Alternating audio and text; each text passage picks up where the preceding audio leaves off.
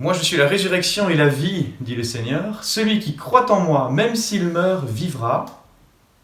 Quiconque vit et croit en moi ne mourra jamais. Crois-tu cela ? Est-ce que tu crois que Jésus-Christ est lui-même la résurrection et la vie ?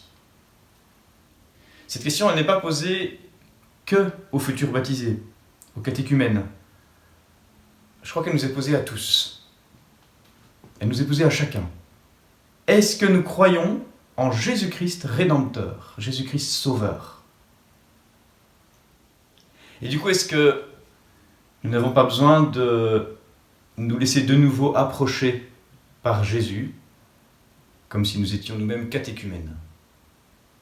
Est-ce que nous n'avons pas besoin de nous laisser conduire à la foi par lui, de nouveau ? Eh bien, aujourd'hui, laissons le Seigneur nous guider dans la foi. Laissons le Seigneur venir parfaire notre foi avec Marthe. Marthe qui est comme une troisième catéchumène, après la Samaritaine et après l'aveugle-né. Marthe et sa sœur Marie connaissent bien Jésus, elles savent bien qui il est. Elles savent qu'il est envoyé par Dieu, qu'il agit même au nom de Dieu. Et donc, elles savent bien de quoi Jésus est capable. Elles savent aussi que certainement, il va se laisser toucher, il va se laisser émouvoir par les situations dans lesquelles elles sont. Et donc elles n'hésitent pas à faire dire à Jésus, « Seigneur, celui que tu aimes, Lazare, est malade. » Alors vous voyez bien que la demande là n'est pas très cachée. Il est malade, s'il te plaît, Seigneur, viens le guérir, puisque tu l'aimes tant. Mais lui, Jésus, il attend. Il attend 2 jours avant de se mettre en route. Et pourtant, on imagine bien la compassion qu'il peut avoir pour les 2 sœurs, pour Lazare. Et on sait bien ce que ça peut être ces circonstances de maladie grave. Une maladie grave où seul un miracle pourrait. Mais non, ici, Jésus a attendu. Il a attendu même que Lazare soit mort. Ce qui fait que quand il arrive enfin près de Marthe et Marie, ça fait déjà 4 jours que Lazare est au tombeau. « Seigneur, si tu avais été ici, mon frère ne serait pas mort. »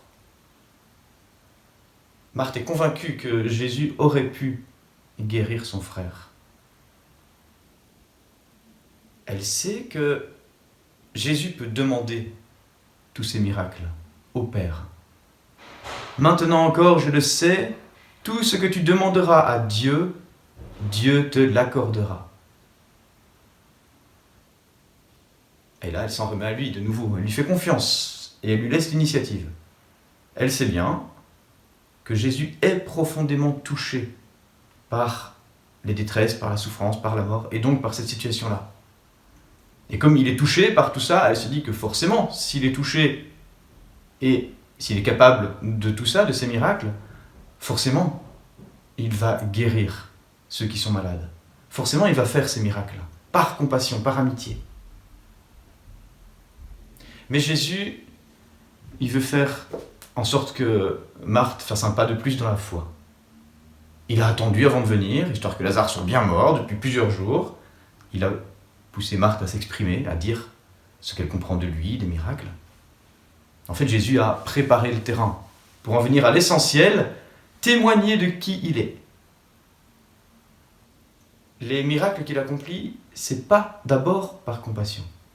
La compassion, il l'a. Il l'a pour tout le monde, il l'a pour toutes nos situations de détresse, de souffrance.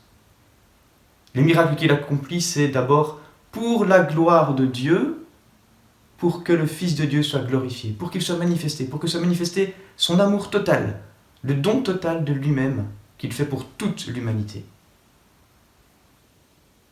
Il fait les miracles pour que vous croyiez, pour que vous vous laissiez aimer même sans miracle. Et donc la résurrection de Lazare, ce n'est pas d'abord un miracle par amitié, mais c'est un miracle par lequel Jésus manifeste qui il est. Moi, je suis la résurrection et la vie. celui qui croit en moi, même s'il meurt, vivra. Quiconque vit et croit en moi ne mourra jamais.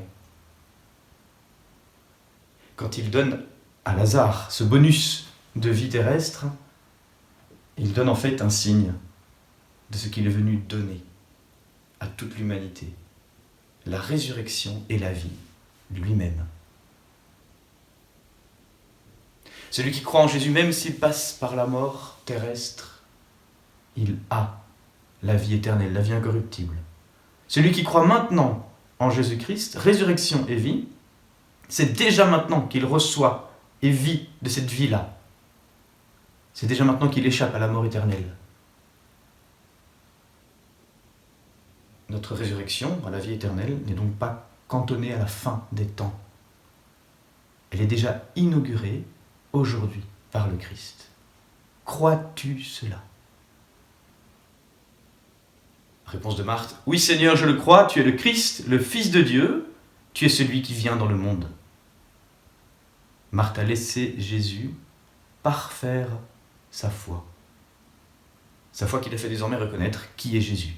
Pas seulement un philanthrope, pas seulement un bienfaiteur de l'humanité, mais le Sauveur, le Rédempteur, celui qui est lui-même la résurrection et la vie, et qui veut que nous soyons aujourd'hui tous en lui, ressuscités en lui, vainqueurs en lui de la mort. Et toi, est-ce que tu es comme Marthe ? Est-ce que tu laisses Jésus venir parfaire en toi ta foi ? Crois-tu cela ?